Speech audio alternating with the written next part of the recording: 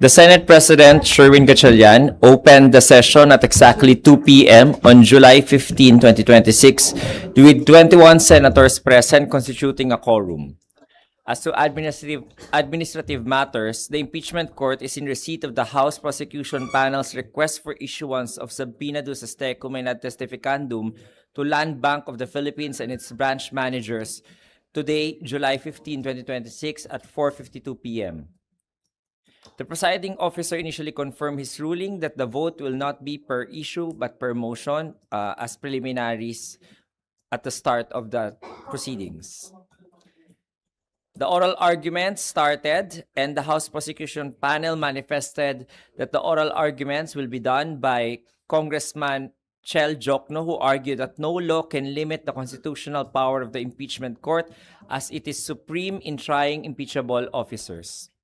The respondent, however, manifested that the oral arguments will be done by Attorney Michael Poa, who argued that the power of the court cannot be exercised by disregarding due process and cannot be used for fishing expedition.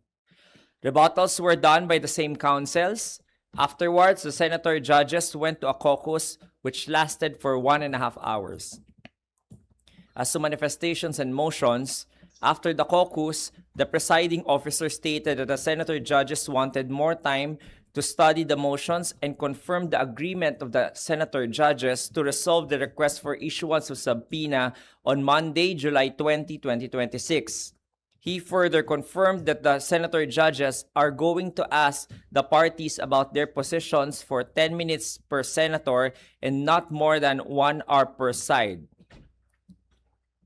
House Prosecution Panel lead Jervil Luistro manifested that they will not anymore present and formally withdraws the following names of the witnesses for Article 4.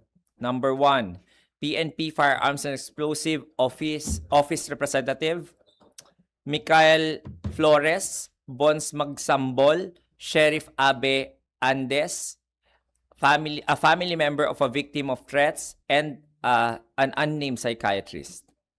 She further manifested that Attorney Matibag will be presented on Tuesday, July 21, 2026, and requested for the issuance of subpoena ad testificandum and duces tecum for the following witnesses for Article 1 based on their submitted request for subpoena.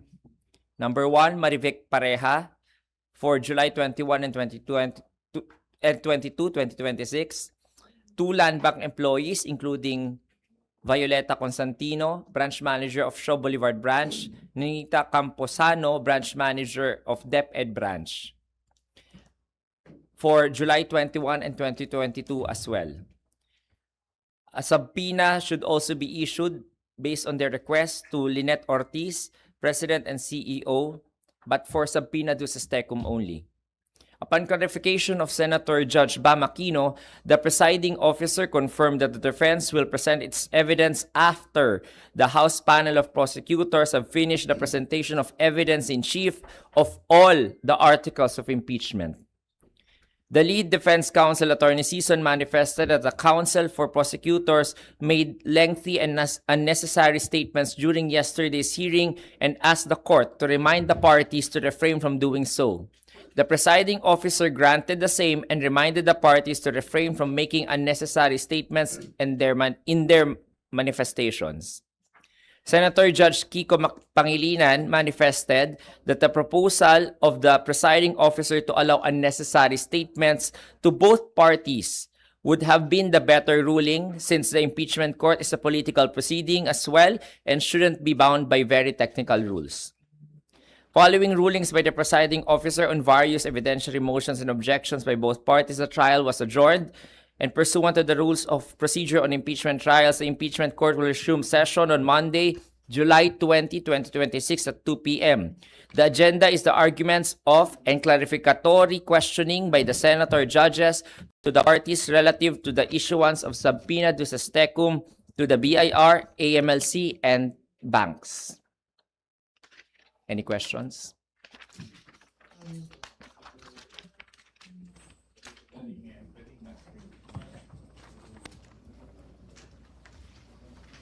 Walang questions? Hindi ngayon, pwede kahapon. Alin po? Just manner lang po kahapon. defense counsel Senator Judge Padilla po, attack the credibility of NBI Regional Director Lotok. Ordinary po ba yun sa, ano ba, sa court proceedings that a sitting judge attacking the credibility of a witness?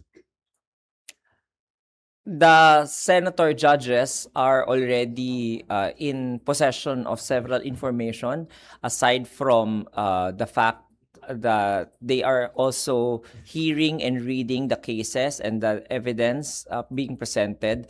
So yung mga senator judges po natin, because they have certain information, are free to ask questions to the witnesses to establish whether they have to believe or not to believe the testimony or the credibility of the witness. So it is within their prerogative to ask matters that might have come to their possession in mga information na yon para i-clarify kung ano po yung katotohanan do sa information na yon. So I think that is what Senator Judge Robin Padilla did yesterday when he asked Attorney Lotok about yung career niya.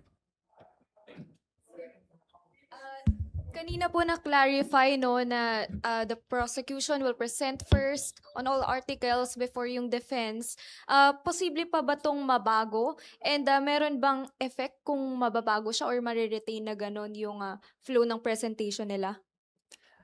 Hindi na po yan posibleng mabago kasi yun yung nakalagay sa Senate impeachment rules na bago yung isang panig magpresenta ng kanilang evidence in chief, kailangan tapusin muna lahat ng mga artikulo doon sa pagpepresenta ng House Prosecution Panel of their evidence in chief. Ganun din yung mangyayari doon sa pagbobotohan on the ultimate question. Kailangan nilang pagbotohan din yun pagkatapos ng lahat ng pagpepresenta ng mga ebidensya, hindi per artikulo, hindi pagkatapos ng bawat evidence in chief nung magkapilang panig. Attorney, doon po sa malamang na botohan doon sa pagpapasabpina sa bank and tax records, ano po ang magiging batayan dito? Simple majority po ba ng 24 senators or ng present sa trial? Tama ka dyan, Nympha, no? Pag mga ganyang mga ordinaryong mga botohan lamang, simple majority lamang ng quorum. So only those senator judges present will be able to vote. And yung mananalong boto doon is 50% plus 1. So kung 21 po on Monday, 11 votes lang kailangan. Tama po. And in-expect na po kaya yan sa Monday? Yes. Again, iba yung expectation sa realidad. Kanina natanong din ako, no, kung may expect ba mag-i-issue na tayo ng resolution on the issuance of subpoena.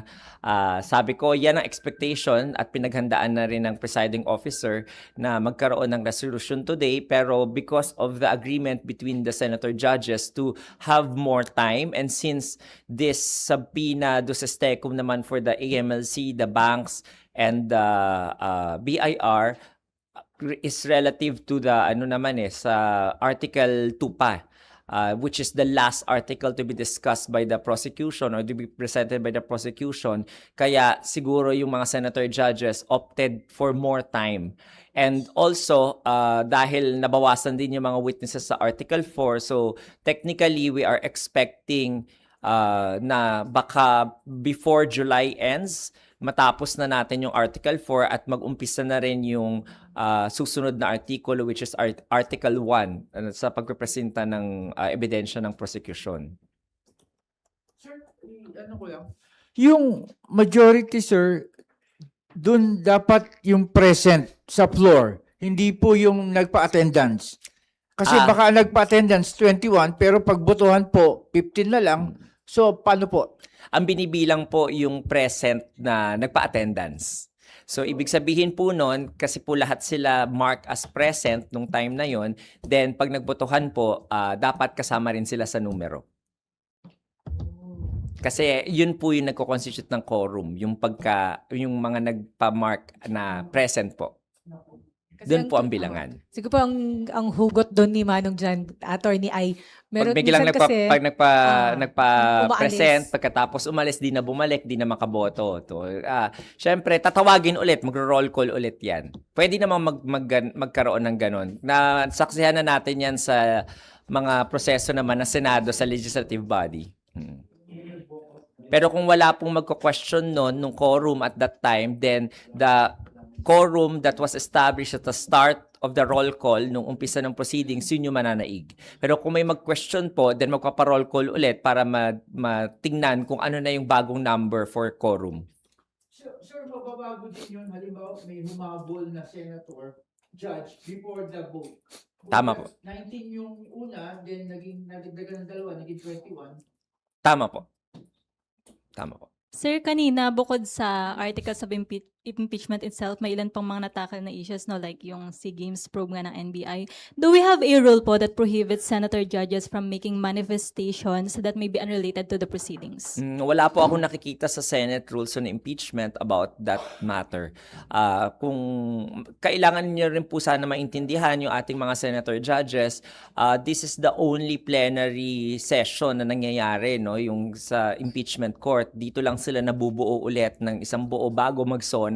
Kasi ngayon naka-recess pa ang Senado. So kung meron silang babanggitin about certain supervening event na nangyari, then wala silang ibang chance na banggitin yon kundi dito sa plenaryo ng impeachment court. So kaya ganun din ang paraan ng pagtayo ni Senator Judge Robin Padilla and Senator Judge Alan Peter Cayetano at saka nila Senator Judge Pia Cayetano. Kaya kanina nasaksihan natin na wala silang ibang recourse but to raise the issue during the proceedings of the impeachment.